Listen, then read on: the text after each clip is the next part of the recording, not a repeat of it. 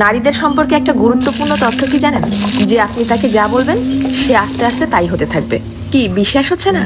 এই যেমন ধরেন আপনি তাকে বললেন যে তুমি দেখতে কিন্তু ভারী মিষ্টি, তখন সে পরিপাটি হয়ে নিজেকে আরো গুছিয়ে রাখা শুরু করবে। আপনি যদি তাকে ভালো বলেন সে আরো ভালো হতে থাকবে। আপনি যদি বলেন যে তোমার মনের মধ্যে অনেক মায়া, ভালোর জন্য তুমি নিমেষেই যে কোনো কিছু কুরবানি দিতে পারো, তখনও সে সেটা রপ্ত করতে শুরু করবে।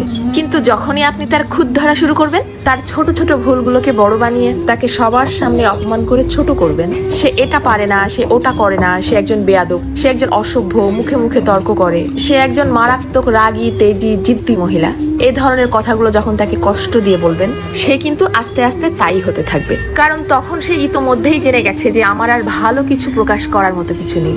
সবার সামনে যেহেতু আমি খারাপ হয়েই গেছি, তো আরো খারাপ হয়ে যাই। তখন আর সে কোনোভাবেই কারোর সামনে নিজেকে সঠিক প্রমাণ করার প্রয়োজনীয়তা অনুভব করবে না। সে ধরেই নিবে যে কেউ আমাকে ভালো বললে ভালো, আর না বললে আরো ভালো। কে বুঝলো বা বুঝলো না এটা নিয়ে আর মাথায় ঘামাবে না।